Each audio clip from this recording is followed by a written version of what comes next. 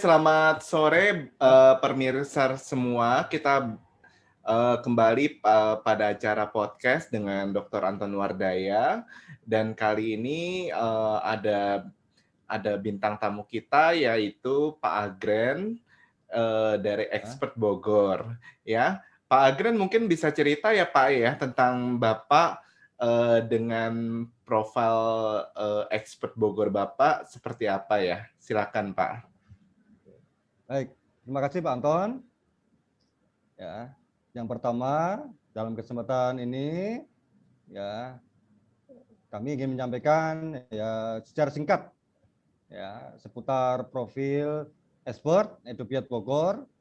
Ya, yang pertama kita ingin menyampaikan awal-awal kami itu merintis tentunya dalam konteks masih kecil karena berupa lembaga privat ya secara personal ya itu sejak tahun 2004 awalnya. Kemudian setelah kami berkolaborasi dengan beberapa teman, kami mencoba inisiatif untuk menggalang ya semacam sebuah wadah ya berkolaborasi dalam lingkup 3 sampai 4 orang saja. Artinya guru-guru kita hanya ya dalam jumlah yang sangat terbatas. Nah, kemudian tahun 2005 ya kami mencoba untuk memberi nama Smart Vision College. Tapi dalam tataran masih wacana gitu Pak ya. Secara internal saja belum kita publish besar-besaran seperti itu. Kemudian ya seiring waktu berjalan ya ternyata memang dunia perbimbingan itu sangat menarik ya menjamur di mana-mana ya apalagi Bogor adalah kota hujan, selain kota hujan juga kota pendidikan. Persaingan dunia bimbel di sini cukup ketat sekali ya sudah banyak bermunculan ya seperti Bintang Pelajar ya itu jelas bimbel-bimbel tua, kemudian Primagama ya mereka tentu sudah duluan ya, kalau waktu itu KPM menurut saya belum ya ini kalau kita kelas dulu sejarah seperti itu ya KPM baru ada khusus bergerak di dunia Olimpiade ya itu kan kurang lebih katakanlah antara selang waktu masa sudah bimbel-bimbel tua ya karena memang mereka sebagai pioner kan ya selisih sekitar 4 sampai 6 tahun gitu setahu saya seperti itu. Nah kami di sini mencoba untuk ya melakukan pendekatan secara personal saat promosi dari orang tua ke orang tua ya student ke student kemudian parent to parents ya dalam lingkup kecil akhirnya dari mulut ke mulut kami berkembang. Nah justru marketingnya bagus, dari situ saya bisa mengambil banyak pelajaran.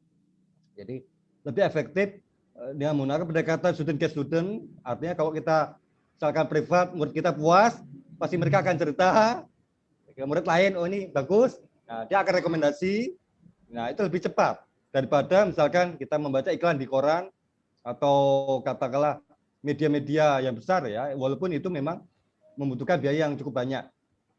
Terutama sekali yang paling kita terbantu itu dari orang tua, Pak. Oke, kalau gitu yang Bapak kerjakan sekarang kelas apa aja, Pak? Ya. Ya, jadi saya lanjutkan dari parent to parent. Ya. Biasanya orang tua kalau sudah ketemu dengan kita, misalkan saya punya pengalaman di komplek gitu ya, itu satu komplek bisa saya olah, Pak Anton. Satu komplek misalnya di Jabon Mekar ya, saya ke salah satu kasus saja. Ya, ini pengalaman fakta betul. Satu komplek itu pertama saya bertemu dengan satu orang, dapat informasi dari kawan ya, teman guru sekolah, kemudian dia datang ke lembaga di mana saya awalnya sebelum merintis Expert itu juga sudah pernah bekerja di bimbel. Jadi saya sebenarnya orang bimbel. Saya pernah bekerja di Primagama, saya pernah bekerja di PTA, saya pernah kerja di SSC, ya duduk di manajemen top gitu ya. Saya pernah jadi kepala cabang di Bekasi, bimbel Spektrum itu sebelum di Bogor ya. Saya sudah megang kepala cabang kecil-kecilan gitu ya. Jadi dari situ saya akhirnya berpikir setelah saya awalnya kerja di sebuah perusahaan di luar pendidikan, saya melihat ada sisi positif dari dunia pendidikan ini ya bahwa ini punya peluang yang sangat besar, potensinya sangat besar sekali. Asal kita istiqomah, totalitas, ya insya Allah bisa dipegang. Ya kembali lagi ke tadi untuk manajemen satu komplek itu. Setelah kenal, satu orang tua tersebut punya anak 2 orang, sekolah di SMP Marzudirini, kakaknya SMA Marzudirini Bogor, boarding school. Dari situ kita coba privat ya, dengan hasil prestasi sekolah rapot yang bagus, ya masuk peringkat 3 besar putra putrinya, kemudian anak cowok cewek ya. Dari situ orang tuanya kebetulan dosen universitas terbuka ya orang tuanya. Nah akhirnya seiring waktu berjalan beliau rekomendasi ke tetangga ya kanan kiri, kebetulan juga teman satu kantor karena sama-sama kerja di universitas terbuka. Bedanya yang satu dosen temannya itu, yang satu lagi seperti megang bagian akademik kemahasiswaan. Kalau di IPB namanya BAK, Biro Akademik dan Kemahasiswaan. Jadi beliau juga merangkap dosen, juga merangkap ya, kepala divisi di sana. Nah, anaknya juga kebetulan sama 2 putra putri SMA 1 Parung Bogor, itu ya sejarahnya seperti itu. Satu lagi SMA 2 Bogor, SMA negeri. Kemudian lagi berkembang terus ya tetangganya yang lain, jadi ikut-ikutan. Nah, itu pengalaman yang menarik. Jadi alhamdulillah waktu itu saya masih usia pernikahan masih muda ya. Saya waktu itu belum punya rumah Pak Anton. Saya belum punya rumah. Dari situ saya bisa nabung Pak. Ya, karena dapat murid banyak. Itu cepat sekali. Dalam 1 tahun saya bisa dapat sekitar 15-20 murid dengan satu murid ya, statusnya privat itu kan nilainya lumayan besar. Kala itu ya, sekitar tahun ya 2008 2009 itu kami sudah mulai menabung pelan-pelan. Ya, ini menarik. Nah, kemudian ya kami memang di sini konsen untuk dunia bimbel itu ke ujian nasional, kemudian program auto ekselensia ya, akselerasi untuk persiapan pra pas UKK ya. Kalau zaman sekarang istilahnya pas ya. Kalau dulu kan masih UTS UAS itu ya. Kalau sekarang istilahnya pas UKK karena kurikulum nasional berubah lagi. Nanti sekarang ada lagi AKM dan lain sebagainya. Nah, kemudian SBMPTN. Nah, kami fokus ke 3 divisi itu. Ya, kemudian ya seiring waktu berjalan kami sambil melakukan rekrutmen kepada teman-teman antar guru atau menjalin kemitraan dengan guru-guru di sekolah. Ya karena memang saya waktu ngajar privat itu sambil saya kerja di perusahaan orang. Artinya saya secara pribadi juga bekerja di bimbel. Artinya, nah di situ saya menjalin kemitraan dengan beberapa guru di Bogor terutama, baik tingkat kota atau kabupaten. Kalau ada pertemuan, ada pelatihan, saya selalu ikut. Bahkan jadi panitianya. Jadi dari kami kenal satu sama lain. Jadi guru-guru di Bogor itu saya hafal. Ya, pada masanya Pak ya. Kalau zaman sekarang saya sudah yang masih senior, yang masih hidup, maaf, yang masih live itu tinggal dihitung dengan jari saja. Yang terutama sekarang masih muda-muda kan, ada kaderisasi. Nah, dari pertemuan itu kami menjalin juga dengan guru-guru yang independen. Jadi tidak semua guru bimbel itu guru sekolah, ada juga guru independen yang terutama masih mahasiswa atau mungkin masih baru lulus kuliah. Nah, kami mencoba menjalin kemitraan di situ, pendekatan. Itu pun saya juga selektif ya, memilih mitra sebagai tim kami, tim awal ya, untuk menjadi satu pasukan khusus yang nanti kami ke depannya bisa melakukan ya proses kaderisasi, pembinaan, sekaligus juga sebagai alat ujung tombak kami ya untuk menjadi guru yang terdepan untuk membimbing siswa-siswa kami. Nah, kemudian dari situ kami mencoba ya pada tahun 2017 ya iseng-iseng ya tim Kopassus kami bentuk lewat online. Jadi yang sudah expert lakukan di sini awalnya tahun 2014 kami mencoba untuk membuat sebuah grup di FB Pak. Ya, grup FB pecinta matematika itu saya rintis sekitar tahun 2014 ya. Tepatnya sekitar bulan April awal-awalnya. Di situ di grup media sosial memang masih agak langka ya, tapi sudah ada beberapa grup yang sudah familiar.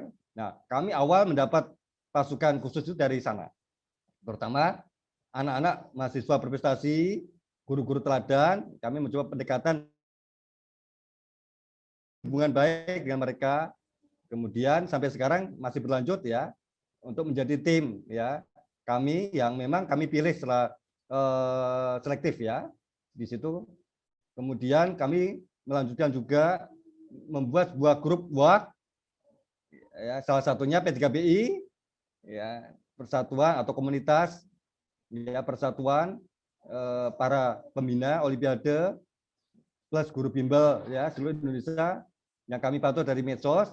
Setelah perkenalan kita saling tukar telepon, kemudian saya coba minta izin untuk invite kalau beliau yang bersangkutan mencoba approve atau terdapat tanggapan positif ya, saya coba invite.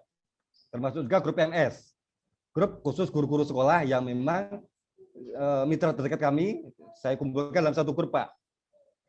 Seperti itu. Kemudian satu hal penting yang tidak kalah saya ingin sampaikan di sini, kami seiring waktu berjalan mencicil membuat modul bimbel. Modul bimbel itu dari mulai SD, SMP, SMA, bahkan ada TK, tapi tidak terlalu laku bahasanya di sini ya, karena modul bimbel ini jujur kami jual secara online, Pak. Ya, baik secara online maupun offline. Kala itu waktu itu Facebook belum begitu kami kenal ya, waktu itu sudah kita rintis pelan-pelan. Jadi sebelum online tentunya kami menjajakan secara offline. Nah, bimbel-bimbel kecil di Bogor pun alhamdulillah ya menggunakan jasa kami, kemudian melebar ke tingkat kabupaten. Beberapa bimbel tentunya tidak perlu kami sebutkan namanya, dan itu cukup banyak menggunakan softmaster ya, softmaster dari expert. Mengapa demikian? Sebab jujur kami sampaikan, saya dulu kerja di bimbel-bimbel besar itu di bagian akademik, Pak. Jadi kami punya bank data itu kan saya pegang. Bank data soal, modul, dan lain sebagainya. Kami kolaborasi di situ bersama teman-teman ya. Nah, ya alhamdulillah bimbel kami expert berhasil ya mencoba membuat sebuah softmaster yang disesuaikan dengan kurikulum waktu itu. Ya, akhirnya bisa dinikmati beberapa guru sekolah, terutama instansi lembaga bimbel kecil, burem maupun sedang, sampai sekarang bimbel besar pun juga menggunakan jasa kami. Ya, salah satunya Ganesha Group, ya Primagama cabang Kota A misalkan, tidak perlu kami sebutkan namanya juga. Kemudian beberapa mitra guru sekolah di beberapa provinsi seperti itu. Ya alhamdulillah ya. Termasuk juga bimbel Elo, Pak, Ibu Herni, Kelapa Gading, Jakarta Utara, Ibu Herni Rana. Nah, itu juga menggunakan salah satu partisipan, termasuk mitra kami, ya termasuk user modul kami juga. Nah, alhamdulillah seiring waktu berjalan, kami juga sempat membuat buku, ya seri khusus Olimpiade.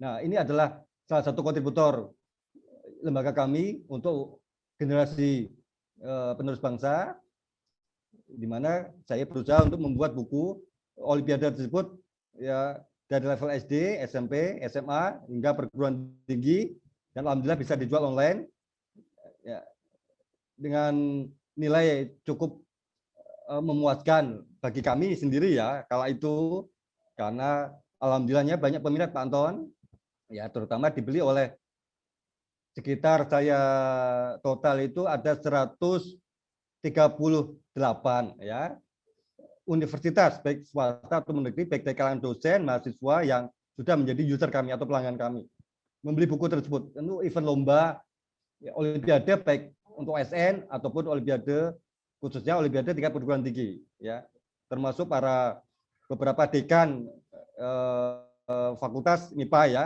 di universitas itu juga belinya satu paket semua rata-rata ya. Alhamdulillahnya di situ. Nah, kami menjadi semakin bersemangat walaupun bimbel kami katakanlah tidak besar-besar amat, Pak Anton. Bimbel kami sebenarnya kecil, Pak. Tapi kami punya semangat, spirit untuk terus memajukan pendidikan tanah air ya dengan cara kami sendiri. Ini poin yang ingin saya garis bawahi. Nah, setelah modul buku kami persembahkan untuk negeri sebagai bukti salam bakti kami untuk negeri ini, untuk kemajuan negeri ini.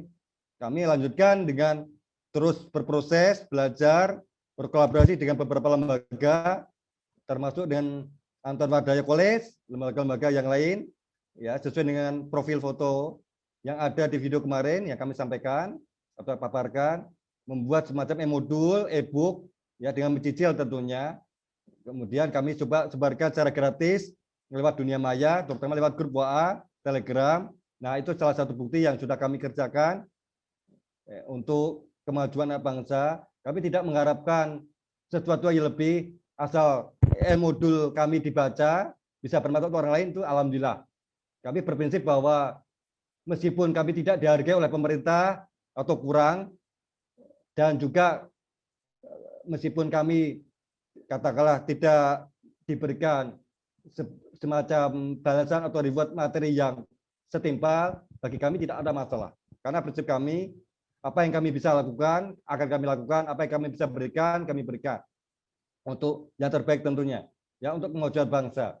Dan perlu diketahui, Bimbel kami tidak pernah melakukan promosi lewat media. Sampai detik ini Pak Anton, tidak pernah sama sekali. Ini swear ya. Jadi kami betul-betul mandiri, ya seperti tadi yang kami katakan, student ke student, dari murid ke murid, orang tua ke orang tua, teman ke teman, seperti itu. Kami tidak pernah mengiklankan diri di media massa seperti lembaga lain, ya lewat iklan, media cetak ataupun elektronik. Jadi betul-betul kami tampil apa adanya, seperti itu. Karena memang kami punya prinsip, kita tidak mau menjadi katakanlah followers sejati. Ya, sekali-kali kami ingin ditonton, bukan sekedar menonton terus gitu ya. Kami ingin menjadi pembeda di antara yang lain, kami punya gaya tersendiri, itu selalu kami sampaikan ke kawan-kawan, terutama untuk pasukan saya, kader saya yang masih muda-muda, expert ya expert, tidak ada yang sama. Dan memang kita kebetulan ada kesamaan bahwa kita tidak ada cabang manapun, ya seperti lembaga yang Bapak pimpin, ya kami tidak ada cabang manapun, walaupun kami sudah mencoba menjalin franchise, kami sudah punya konsep juga franchise, sudah kami siapkan. Hanya kita mencoba untuk meyakinkan para investor seperti itu masih belum begitu apa namanya antusias ya, kesannya masih sedikit karena memang dunia bimbel itu bisnisnya luar biasa ya, tingkat persaingan sangat ketat, sudah banyak lembaga-lembaga bimbel waralaba seperti yang kita ketahui bersama ya, salah satunya Primagama, GU, Nur Fikri dan lain sebagainya. Mereka sudah memang sudah lebih besar, lebih depan duluan ya dalam hal franchise ya, dalam hal apa namanya konsep master franchise seperti itu, mereka jauh lebih publish gitu, seperti itu ya. Kemudian kami lanjutkan apa yang sudah kami lakukan selama ini berdasarkan sejarah kelas balik expert. Tentunya saya mencoba bekerjasama dengan beberapa teman-teman untuk saling mendukung, terutama program TOSM Matematika Detik, termasuk program Berantas Gagap Pitu. Ya, dengan beberapa teman di Bogor, selalu kami melakukan kampanye kecil-kecilan, ya baik ke media sekolah, setiap ada event pembinaan olimpiade, kami selalu wacanakan kepada para guru-guru serta jajaran Wakasek, kepala sekolah, termasuk yayasan, selalu kami gaungkan bahwa kita kondisi saat ini ya masih menghadapi beberapa permasalahan ya, terutama kualitas SDM siswa ataupun guru. Nah, ini selalu kita sampaikan dalam acara mentoring pembinaan supaya kita sama-sama memahami posisi kita bahwa kita adalah mitra sekolah. Jadi kita harus saling berkolaborasi dengan pihak sekolah, mengingat kita juga tidak bisa saling menyalahkan karena kita saling melengkapi di sini. Bagaimanapun juga sekolah juga punya visi dan misi tersendiri. Bimbel sebagai lembaga non formal juga punya garis kerja, visi dan misi yang berbeda, di mana sama-sama saling berkontribusi untuk kemajuan pendidikan tanah air. Yang tidak kalah pentingnya lagi di dunia medsos, kita harus berani tampil menyuarakan permasalahan ini, Pak Anton. Tentunya sebagai aktivis medsos, terutama pemerhati olimpiade dan juga termasuk pemerhati apa namanya dunia pendidikan secara umum, kita mencoba untuk berkampanye tentang cinta dan budaya ya, tanah air juga, cinta tanah air, kemudian budaya membaca, ya, tentang iptek dan sains ini bagi karangan guru saya melihat itu hanya guru-guru tertentu yang tetap istiqomah untuk mengkampanyekan hal ini kepada audiens atau netizen. Ya, saya melihat seperti itu. Rata-rata saya menilai mereka lebih banyak mengkampanyekan tentang branding lombanya saja. Nah, muatan-muatan ya pesan moral yang lain yang tidak kalah penting ya setidaknya harus diiringi ya secara positif ya agar mengapa demikian supaya tidak terkesan bahwa lomba-lomba itu tidak komersialisasi. Jadi ada muatan pesan moral yang disampaikan secara edukatif ya kemudian sustainable terutama bagi para orang tua, siswa dan para guru ya sekolah. Jadi secara umum expert seperti itu Pak Anton yang sudah kami lakukan selama ini ya mudah-mudahan bisa sedikit memberikan warna bagi dunia pendidikan tanah air meskipun kami belum seberapa tapi kami berusaha untuk selalu mencari mencetak memberi yang terbaik dalam kaderisasi bibit-bibit unggul dari berbagai kota, kabupaten, lintas provinsi dan saya sangat senang apabila diminta membina anak-anak bibit-bibit unggul dari provinsi yang terbelakang Pak Anton daripada saya membina para kota atau provinsi yang sudah langganan juara Pak. Mengapa demikian? Karena sudah biasa. Kalau juara saya nggak kaget. Ya, jadi saya lebih menantang atau lebih tertantang maaf kalau seandainya saya diminta bantuan untuk mencetak bintang-bintang baru dari provinsi yang tertinggal. Ini menjadi konsen saya selama ini. Ya, insya Allah kami siap bantu dari beberapa guru yang sudah by phone ataupun katakanlah by WA ya selalu minta dukungan, support dan moral dari provinsi-provinsi yang tertinggal. Salah satunya juga Mataram, Lombok, Papua, kemudian Lampung yang sudah kami garap, kemudian Batam. Sebenarnya Batam itu juga potensinya cukup lumayan ya. Batam, kemudian Kalimantan Utara. Ya, alhamdulillah perlu kami sampaikan di sini saya sendiri secara pribadi juga mencetak para kader-kader muda. Salah satu contoh bukti adalah Saudara Agus. Ya, Setiansa Soleh kalau tidak salah nama akunnya di FB. Itu salah satu kader kami ya, sempat membeli franchise kami dalam artian konsepnya saja tapi tidak menjalin secara total dalam artian membeli franchise hak paten secara total, hanya memberi konsepnya saja. Alhamdulillah akhirnya dia mendirikan sebuah lembaga sendiri yang bernama Smart Edu. Itu sebagai bukti contoh bahwa kami juga berhasil mencetak salah satu kader yang sempat kita perkenal di medsos ya. Sampai akhirnya dia bisa menjadi guru sekolah, lalu mempunyai satu lembaga sendiri yang dia pimpin. Seperti itu sebuah kepuasan tersendiri bagi saya gitu ya. Ya. Oke. Ada pertanyaan lagi Pak Anton? Untuk sementara yang kita lakukan selama ini seperti itu. Dari expert.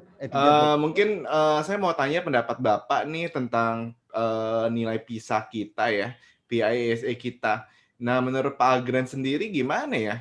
Nilai PISA kita masih di bawah nih. Dan terus menurut Bapak gimana cara untuk meningkatkan?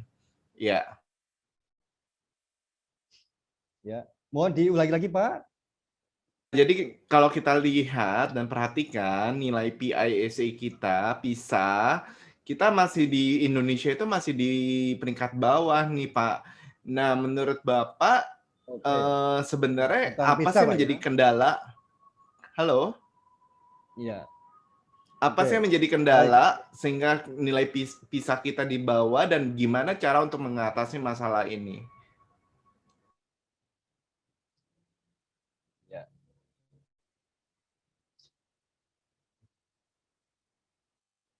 Iya. Oke. Terima kasih Pak Anton. Jadi pertanyaannya tentang kendala ya di dunia Olimpiade ya. Jadi menurut pendapat saya pribadi ada beberapa hal yang menjadi poin-poin utama.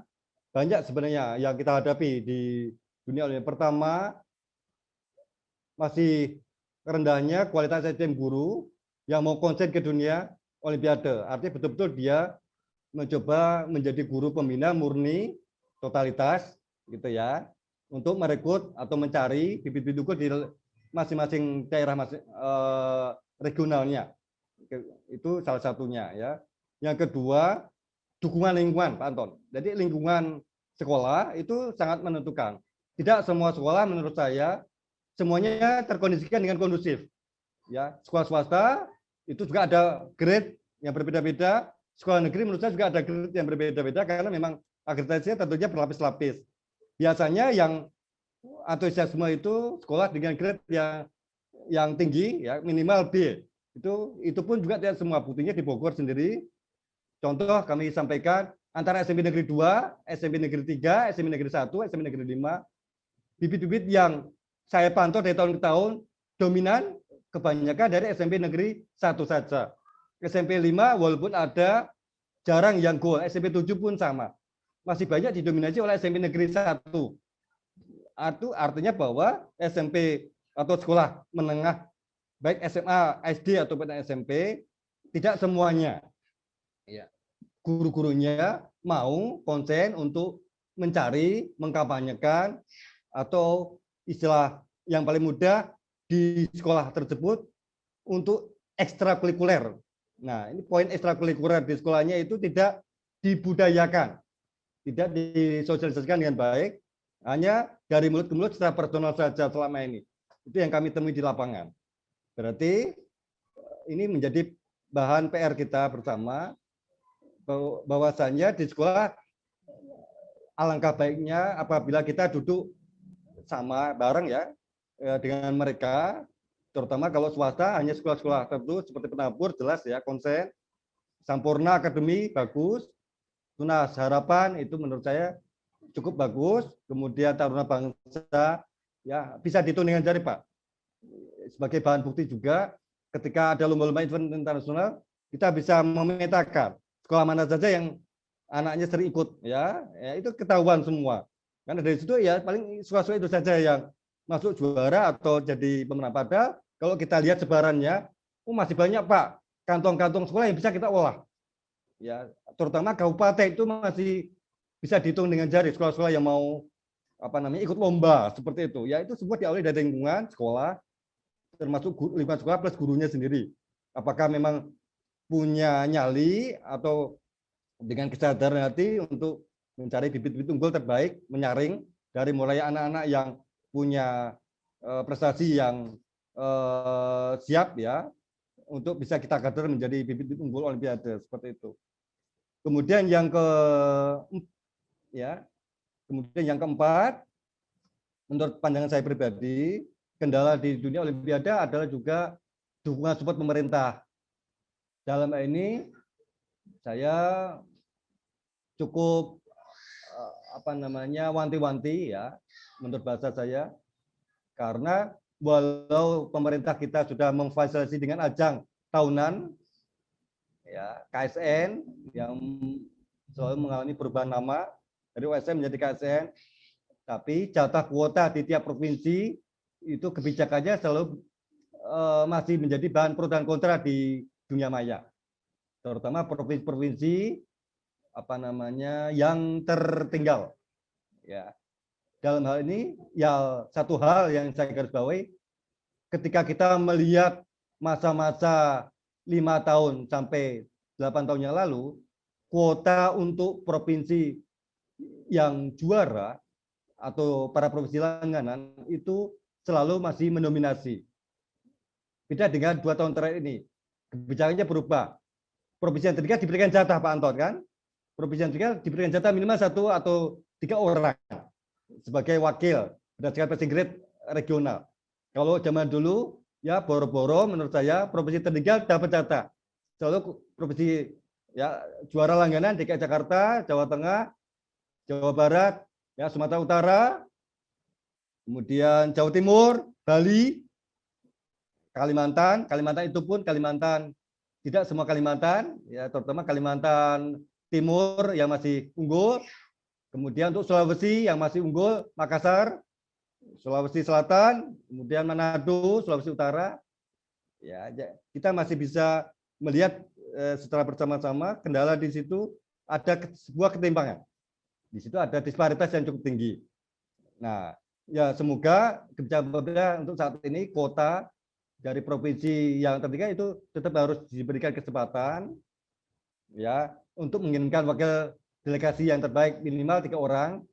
Nanti perkara setelah lulus setelah lolos maksud saya, maaf, setelah lolos masuk uji babak final ya tingkat nasional menang atau kalah itu kan urusan nanti. Tapi paling tidak dari pemerintah sudah memberikan kesempatan kepada semua provinsi, di mana seiring berjalannya waktu kita sama-sama memahami jumlah provinsi kita bertambah dari 27 sampai sekarang menjadi 36 dan seterusnya, ya mengalami pemekaran, gitu ya.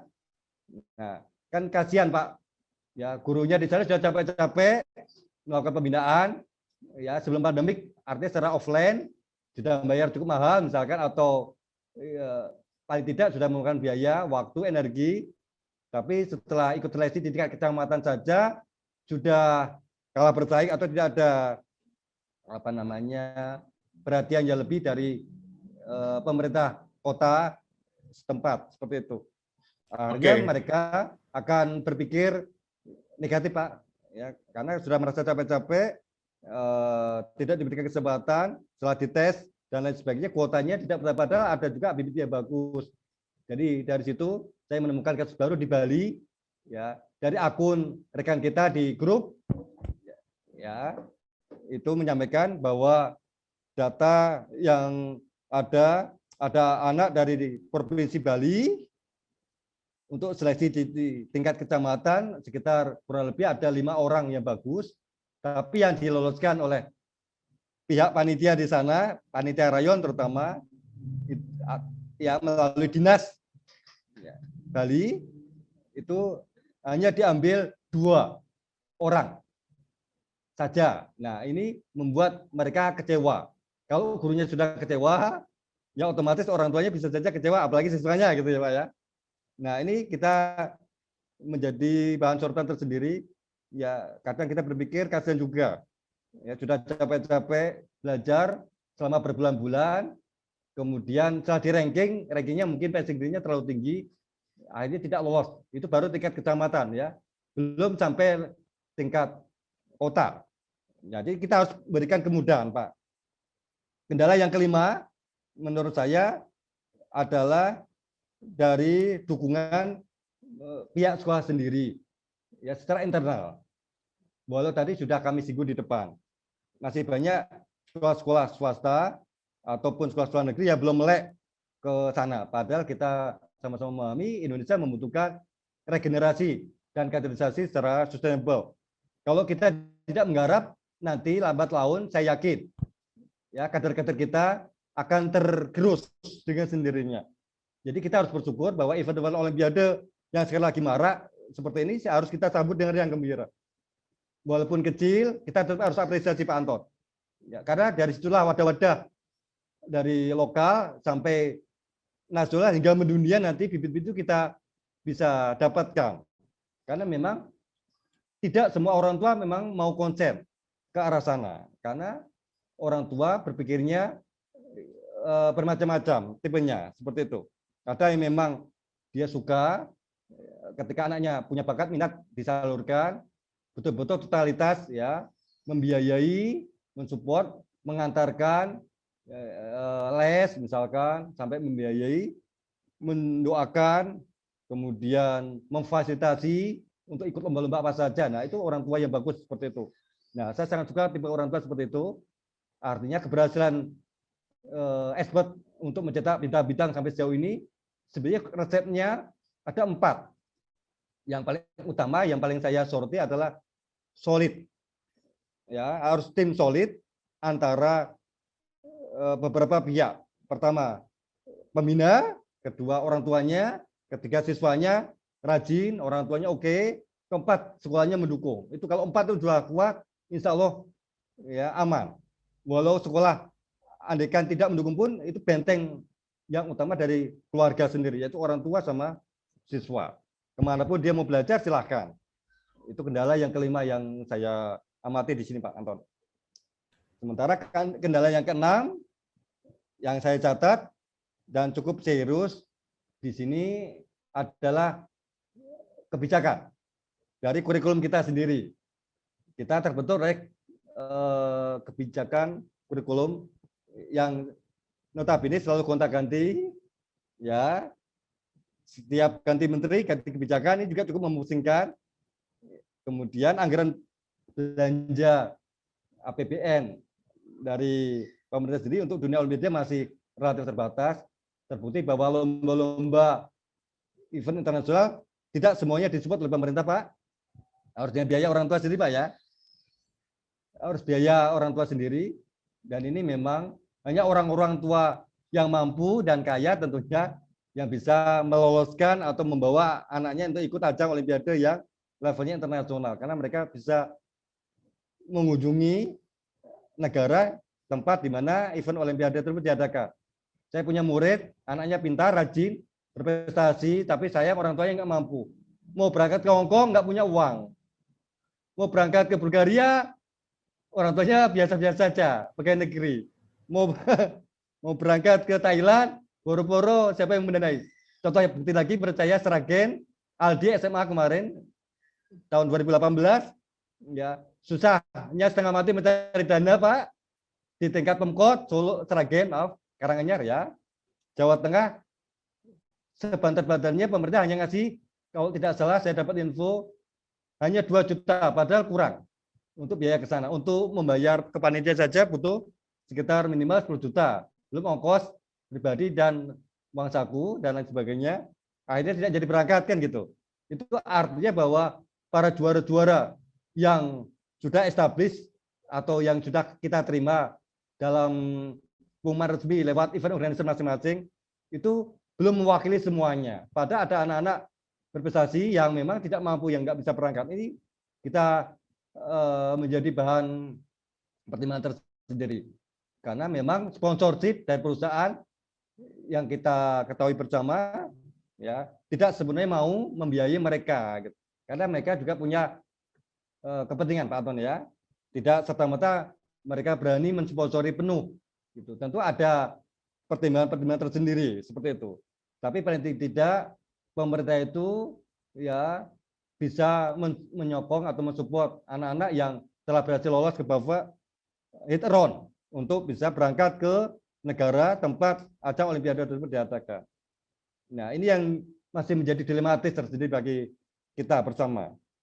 Untuk solusinya tentunya butuh dukungan semua pihak, ya, untuk memikirkan hal itu, baik dari perusahaan swasta yang memang konsen ke dunia pendidikan, salah satunya misalkan perusahaan rokok Jarum, misalkan Sampurna atau Unilever, beberapa perusahaan yang memang kami nilai cukup bagus, ya, sebagai kemitraan dalam dunia pendidikan.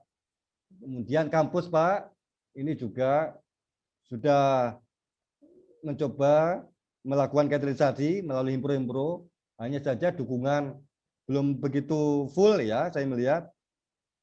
Artinya di sini beberapa dosen yang saya amati lebih berkecimpung atau lebih banyak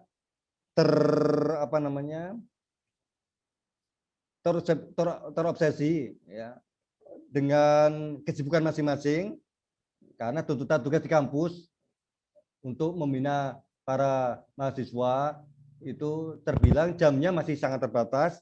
Itu hasil audiensi dengan beberapa mahasiswa Unmipa PT yang saya temui, karena memang beliau itu atau anak-anak, ya, itu suka bercerita, curhat ke kami, gitu, ya. Pada saat membeli buku sering tanya bagaimana dukungan dosen-dosen di kampus.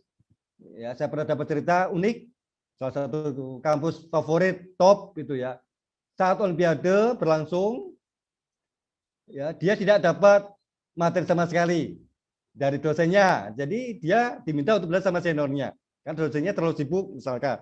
Itu juga salah satu kendala. Kedua, kasus yang lain lagi, dosennya memang mau membina, hanya durasinya dibatasi karena kesibukan personal. Nah, ini juga menjadi catatan tersendiri.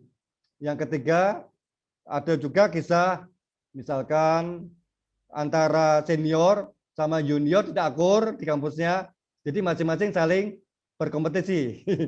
Ya, tidak mau saling mengkader satu sama lain. Padahal sama-sama membawa satu satu payung. Ya. Ya, itu juga ada cerita seperti itu. Jadi mau lucu-lucu, Pak. Kisahnya itu lucu-lucu kalau mereka cerita di grup itu ya. Yang tahu saya, kampus-kampus yang cukup solid membina itu adalah kampus ITB, UI, UGM, itu solid. Kalau IPB tidak terlalu atau kurang. Ya, untuk matematikanya. Tapi kalau untuk biologi, kimia relatif solid. Kalau untuk matematika relatif kurang. Seperti itu.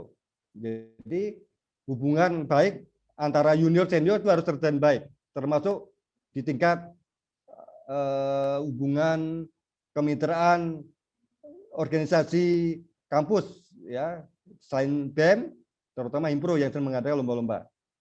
Ya, menurut saya itu Pak Anton.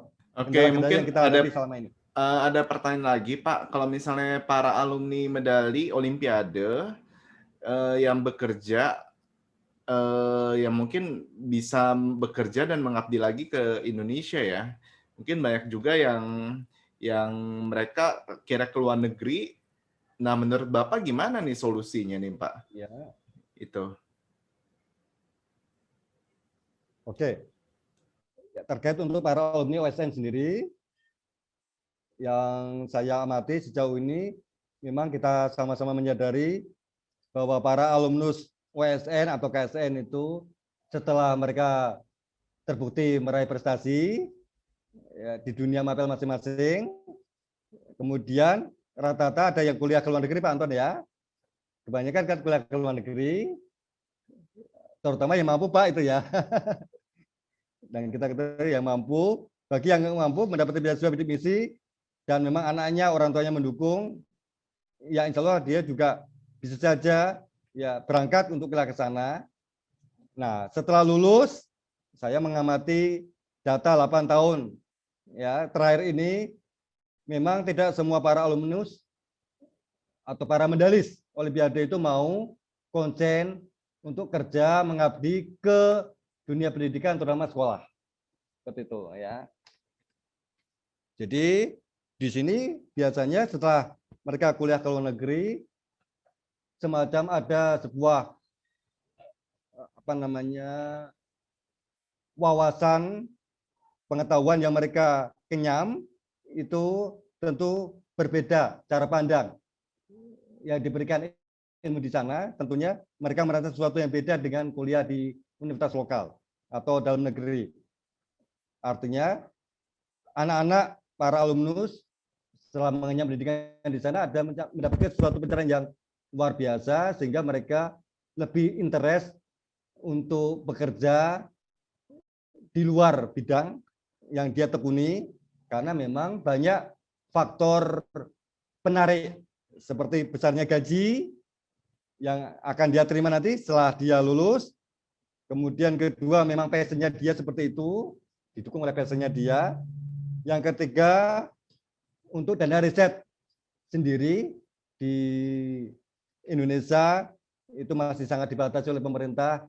Dan ini memang kita sama-sama ketahui masih pro dan kontra ya. Budget untuk dunia riset Indonesia masih kalah jauh dibandingkan negara-negara tetangga seperti Malaysia, Thailand, dan Filipina. Ya, akhirnya kita bisa memberikan garis merah bahwasanya kondisi seperti ini cukup dilematis ya bagi para alumni OSN. Paling banter mereka biasanya banyak berkecimpung di dunia bimbel yang dia buat sendiri. Biasanya begitu Pak. Kalaupun dia sudah selesai lulus kuliah ke luar negeri ataupun masuk ke universitas top di Indonesia, kalau ingin mereka mendirikan lembaga sendiri, seperti contohnya juara ONMIPA PT dari ITS, ya waktu itu ya di matematika, salah satunya mencoba untuk mendirikan lembaga sendiri bernama IRIT. Kemudian ada juga teman-teman dari Surabaya, terutama salah satu dewan juri lomba KSM juga mendirikan lembaga juga, berkolaborasi dengan beberapa pembina yang sudah kita kenal bersama. paling banyak itu yang saya temui. Untuk betul-betul terjun di dunia sekolah, mengabdi menjadi guru, masih relatif kecil, sekitar 15% sampai 20%. Ini cukup serius, ya karena kembali lagi ke faktor kesejahteraan ya, pertimbangan kesejahteraan. Yang kedua, jenjang karir ke depan. Mereka masih berpikir 5 kali lipat kalau saya mengabdi dunia pendidikan, yang di benaknya lalu saya dapat apa, seperti itu. Nanti setelah saya terjun, apa yang bisa saya peroleh dari pemerintah atau saya dapat apa. Itu yang saya amati sebetulnya. Ya pada akhirnya kita sebagai katakanlah relawan atau relawan-relawan volunteer yang bekerja tanpa batas, ya mencoba untuk melakukan pendekatan kepada mereka secara personal ataupun kepada para alumnus untuk jangan lupa mengamalkan ilmunya, kan sayang sekali. Nah ini seolah-olah kesannya hanya short time. Jadi setelah juara selesai dapat medali, kemudian dia mengejar beasiswa dapat seperti itu ya. Karena memang para juara kasih kita ketahui tentu dapat jatah beasiswa dan ini stop. Setelah itu selesai, so what next gitu ya. Apa yang bisa saya perjuangkan selanjutnya untuk negara. Ini yang menjadi catatan khusus. Ya tentu saja ini kembali lagi ke idealisme personal masing-masing. Tentunya kita harus saling menghargai. Di satu sisi barangkali dia ingin mengabdi kepada negara melalui passionnya, melalui bakat dan talentnya, tapi di sisi lain dia juga mengalami semacam dilematis untuk kepentingan dirinya sendiri, bahwa dia harus menjadi sukses karena orang sukses menurut kacamata orang Indonesia secara umum kan pasti harus kaya secara fisik dan materi, kaya secara materi seperti itu ya. Nah ini juga sisi lain yang memang cukup menggelitik bagi saya ya. Bagi saya pribadi, apapun nanti urusan rezeki, jodoh, maut, bagi saya kaya, raya itu bukan tujuan utama Pak. Yang terpenting kita berusaha untuk menjadi orang yang bisa berbagi dan bermanfaat untuk banyak orang. Kita mempunyai adab yang baik, karena puncak ilmu pengetahuan itu sebenarnya adalah adab, karena tidak semua para pendidik, para pemerhati, para praktisi dunia pendidikan terbang ke arah sana. Lebih banyak mengedepankan ego lembaganya masing-masing tentunya. Di saat untuk berkolaborasi agak sulit Pak ya, seperti itu. Biasanya hanya orang-orang tertentu yang bisa diajak kemitraan karena memang satu visi, seperti itu. Jadi di sini catatan khusus saya untuk menjadi alumnus OSN seharusnya difasilitasi oleh pihak pemerintah.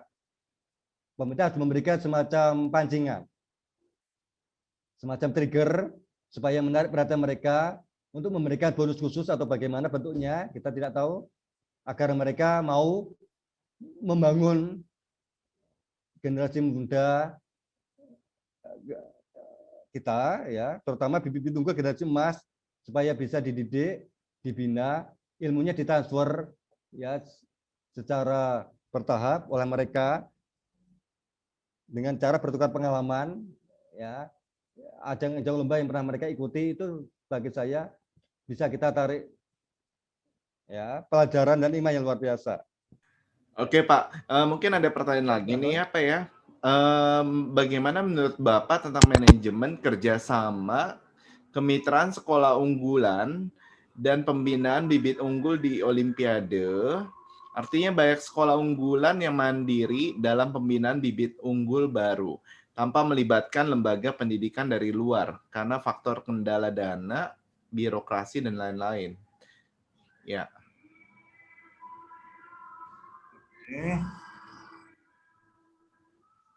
Ya.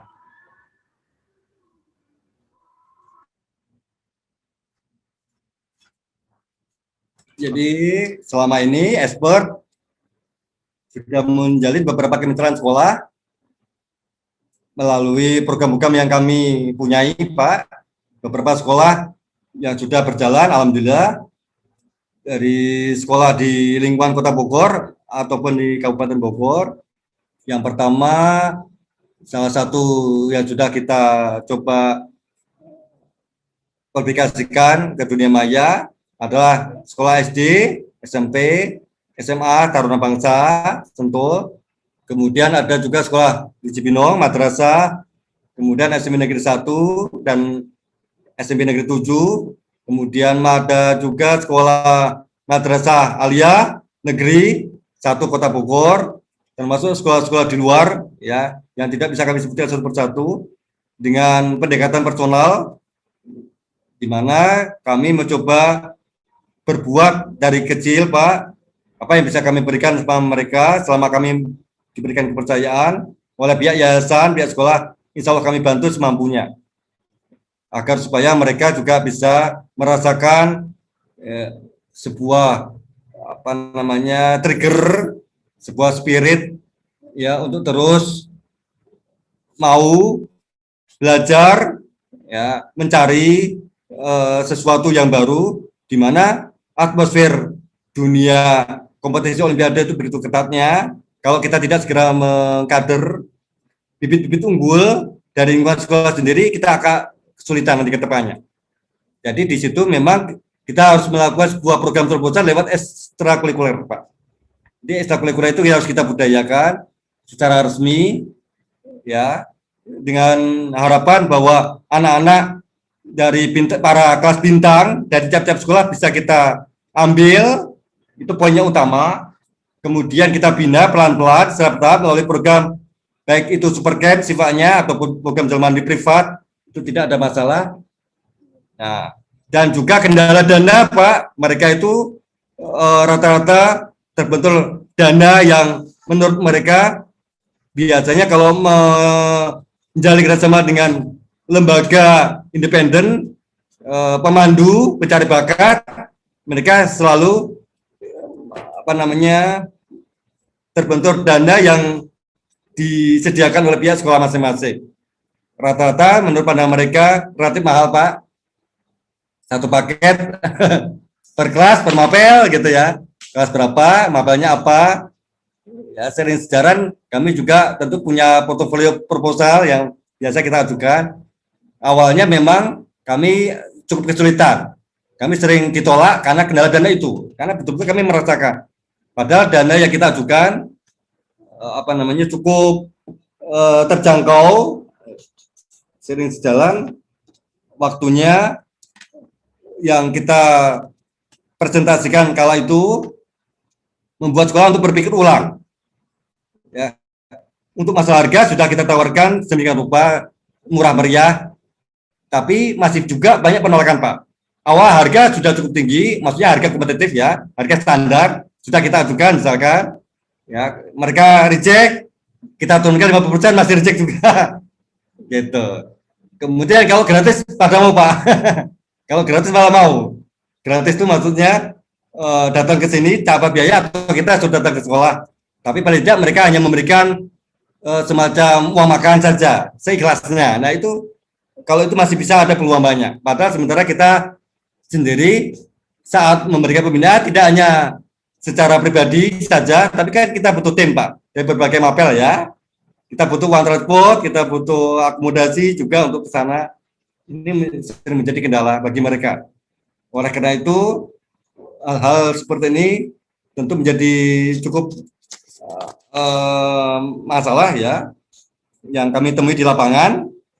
Tapi walaupun demikian, kami tidak putus asa, Pak, untuk terus melakukan pendekatan secara personal, terutama lewat wali kelas, dimulai dari wali kelas, kemudian masuk ke jajaran Wakasek dulu, terutama kurikulum kesiswaan. Dari situ kalau disetujui, baru dilaporkan ke pihak kepala sekolah sampai ke yayasan. Nah, jika saya program kita di ACC, baru kita bisa melakukan program real untuk start hari H dengan proses yang cukup panjang. Ini juga terbentur masalah birokrasi. Jadi pihak sekolah diharapkan apabila kita sama-sama konsen ke dunia olimpiade untuk sepakat ya memajukan pendidikan tanah air, paling tidak pihak sekolah memberikan kemudahan dan birokrasi, karena birokrasi itu sering kita alami menjadi bahan kendala tersendiri. Saat kita mengajukan proposal, kadang di level internal sekolah ada beberapa pihak yang melakukan proses KKN. kita akan di ACC kalau memberikan, mohon maaf, uang pledging itu juga pernah kami temui di lapangan. Jadi kalau kita nggak ada uang pledging, susah Pak. Uang untuk orang dalam, seperti itu di dunia bimbel itu sudah rahasia umum Pak ya. Artinya mereka berani memasukkan brosur saat terima rapot, mereka menyediakan brosur itu Pak. Ya, itu saya sering menemui ya, data dari kawan-kawan guru bimbel atau guru sekolah. Siapa yang berani mengeluarkan dana marketing besar, dialah pemenangnya, seperti itu ya. Jadi kalau sudah seperti itu, hukum rimba berarti. Nah, kami tidak bisa ke sana. Kalau harus menggunakan uang-uang pelicin, karena ini butuh kesadaran bersama. Gitu. Sama-sama saling membutuhkan, sama-sama saling bekerja sama ya untuk mencari kader-kader generasi muda ya, terutama di lingkungan sekolah masing-masing. Kalau tiap tahun tidak kita tidak kita budayakan, tidak kita fokuskan, tidak punya target yang jelas, itu akan sulit Pak Anton, menurut saya. Karena dianggap angin lalu saja. Ini yang menurut saya masih menjadi dilematis tersendiri. Oke, mungkin sebagai penutup Pak, apa sih harapan dan yang Bapak pikirkan ya untuk dunia pendidikan kita dan atau olimpiade kita itu seperti apa sih harapan dari Pak Agren sendiri? Ya, mungkin sebagai penutup silakan Pak.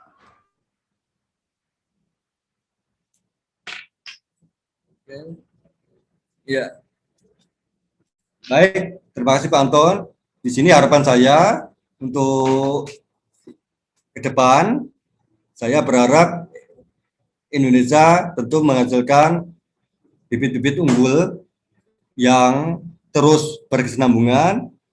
Kita tidak boleh menyerah dengan kondisi saat ini, terutama kondisi pandemik, di mana kita perang mental, juga perang akademis ya, dalam artian kita harus menghadapi situasi yang cukup sulit, harus sehat, kemudian kita juga harus menghadapi jarak yang cukup jauh dalam belajar, karena selama ini kita sama-sama menyadari di situasi pandemik kita hanya diberikan pendidikan jarak jauh saja, sehingga konsep untuk tatap muka masih dibatasi oleh pihak pemerintah.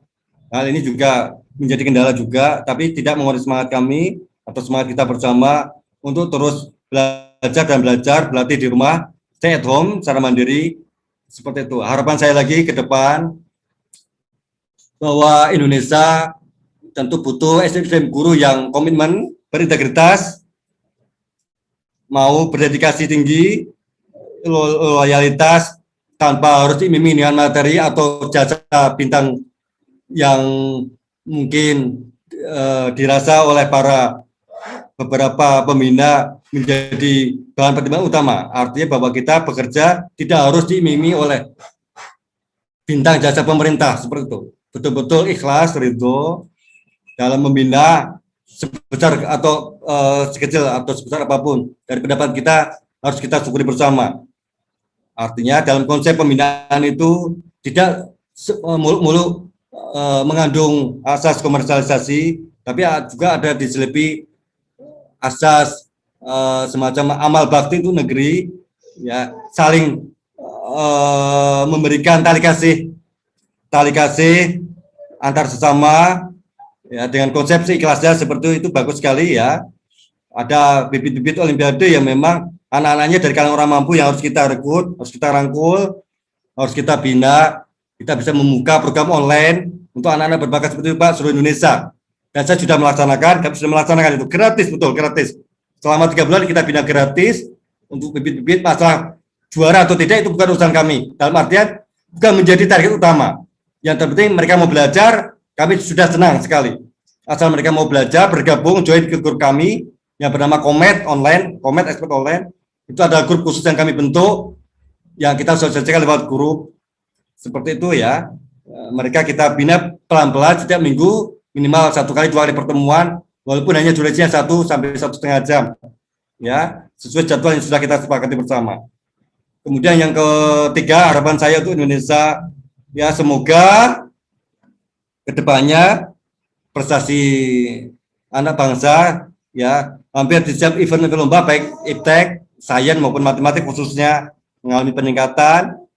Harapan kami yang paling utama lagi nilai PISA Pak Indonesia mudah-mudahan lewat program AKM yang dicanangkan oleh pemerintah sekarang ini, walau ujian nasional tetap dihapuskan, ya tidak mengurangi semangat anak-anak, guru sekolah juga untuk menanamkan pendidikan karakter yang baik, kemudian mampu merubah cara belajar mindset mereka di sekolah, bahwa saya tidak hanya sekedar mengejar nilai, bukan mengejar lulus saja, tapi what next, ilmu apa saja yang bisa kita terapkan ke depannya sebagai wujud komitmen bahwasanya pengetahuan itu tidak hanya sebatas rumus atau sebatas membahas soal, dia harus bisa mencoba untuk mengaplikasikan di lapangan sesuai dengan keahliannya masing-masing.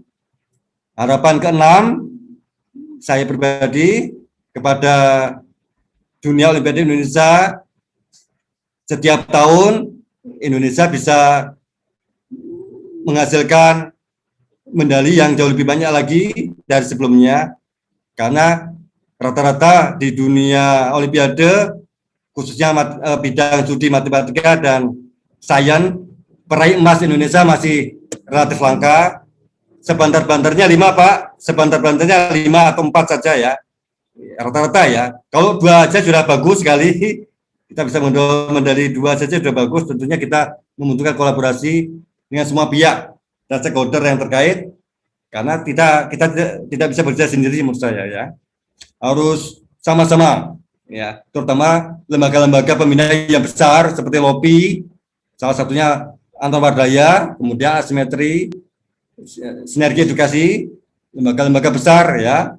Itu kami berharap penuh kepada mereka, dan saya sangat senang sekali apabila misalnya saya punya murid, kemudian murid itu punya prestasi dan jejak rekam yang bagus, ya, kami juga berharap sekali bisa berkolaborasi dengan lembaga-lembaga tersebut. Artinya, menurut saya pasti akan saya rekomendasikan kepada lembaga yang tadi saya sebutkan. Karena tidak semua lomba saya punya jam pengalaman yang tinggi, terutama event-event lomba internasional yang memang lembaga-lembaga tadi itu sudah sangat berpengalaman ya untuk membawa bibit-bibit muda Indonesia yang berhasil dan berprestasi di kancah dunia internasional. Ya, jadi saya sangat berharap banyak pada lembaga-lembaga tadi, karena mereka memang sudah berpengalaman, sudah punya track record yang baik. Ya, semoga Indonesia semakin maju, semakin jaya, dan bisa mencetak generasi muda yang tidak luput juga akhlakul karimah, ya, berhati Mekah, berotak Jerman, itu saja Pak. Serta cinta NKRI, itu yang paling utama. Kita dihadapkan juga dengan masalah paparan paham radikalisme di kampus-kampus. Ini juga menjadi konsen kita juga. Kebetulan saya sebagai aktivis NU Nahdlatul Ulama yang kebetulan masuk dalam keanggotaan Ikatan Sarjana Nahdlatul Ulama, selalu berjuang di dunia media sosial, bahwasanya kampanye cinta tanah air itu sangat penting sekali. Lalu juga memberikan wacana untuk beberapa alumnus kampus-kampus. Kami juga menjalin kerjasama antar alumnus kampus se-Jabodetabek untuk terus mewacanakan cinta tanah air, kemudian menjunjung tinggi asas kebinekaan. Ini sudah mulai luntur, dan anehnya data kita dari 10 universitas top itu sudah banyak yang terpapar radikal, Pak ya. Di kampus ITB salah satunya, kemudian UI, apalagi kampus IPB itu salah satu gudang dari organisasi terlarang. Ya, sayang sekali mereka sudah diberikan beasiswa oleh pemerintah, hidup di negara kita sendiri, tapi sayangnya tidak bisa mematikan dirinya untuk negaranya sendiri. Ini menjadi konsen kita juga yang sering kita pelangi di dunia maya. Ya, saya rasa harapan kami itu Pak, semoga kita sama-sama bisa berkolaborasi secara positif untuk kedepannya menjalin kemitraan yang lebih baik agar tujuan kita sama-sama bisa tercapai ya, untuk kemajuan pendidikan tanah air. Oke, terima kasih Pak Agren yang luar biasa ya memaparkan apa yang sudah dilakukan Expert Bogor ya. Dan terima kasih buat sharingnya Pak Agren tentang dunia pendidikan, dunia Olimpiade. Dan saya yakin bahwa ketika semua lembaga saling berkolaborasi ya satu sama lainnya, saya yakin dan percaya bahwa pendidikan kita juga akan semakin maju ya, dan dunia Olimpiade kita juga semakin meningkat ya dengan prestasi-prestasi yang lebih banyak lagi ya. Oke, terima kasih Pak Agren buat waktunya ya. Sama-sama Pak Anton. Ya, sama-sama. Iya, oke. Terima kasih Pak Agren dan Ibu Sama-sama Yeni Pak Anton. buat waktunya. Salam sukses selalu. Iya, salam sukses. Oke, pemirsa, kita sudahi podcast saya dengan Dr. Anton Wardaya yang kali ini bintang tamunya spesial banget, yaitu Pak Agren Kusuma dari Expert Bogor ya, yang sudah membawarkan tentang visi misi dan apa yang dikerjakan oleh beliau selama ini. Ya, oke, kita akan bertemu lagi ya dengan podcast selanjutnya. Oke, terima kasih. Salam sukses dan sehat selalu. Ya.